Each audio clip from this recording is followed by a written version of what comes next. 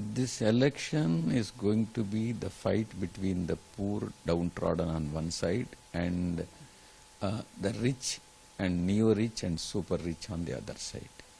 While YSR Congress Party is fighting for the poor, downtrodden and oppressed and suppressed people in the society, on the other hand, Telugu Desam Party, Janasena and BJP is fighting for this alliance is fighting for and representing only the rich, neo-rich and super-rich. And we are going to, in the process, in this war, YSRCP is going to win the elections with thumping majority.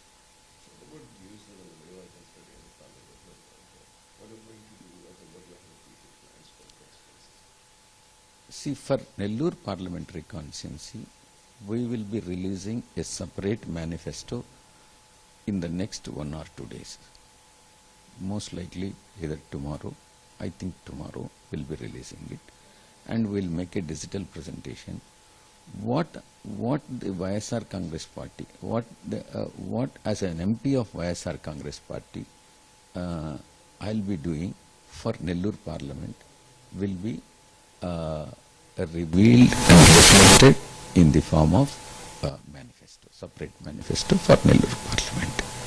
And there will be all-round developments of Nellore Parliament, and we'll be planning, visualizing and planning an airport, and also outer ring roads, sports complexes, and then the overhead electric lines will be taken to underground, and also drainage and whatnot. Everything possible would be done for Nellore Parliament. Considering CM Jagan Mohan Reddy's statement and manifesto? See, we have been successfully implementing all the welfare schemes for the last 5 years, and 99%, we proudly claim that 99% of the schemes what have been promised in the manifesto, even the schemes that have not been promised have been implemented. So we are very confident that equilibrium would be maintained between the welfare schemes and also development of the state. So there will be all-round development, and there will be growth in the industrial sector, there will be growth in the service sector, there will be growth in the agricultural sector, there will be overall development of the state. So the TDP achieved this. See, Chandrababu Naidu, though he claims that he has got 40 years of experience in politics, I consider him as a most selfish politician and inexperienced politician insofar as understanding the people's mind is concerned.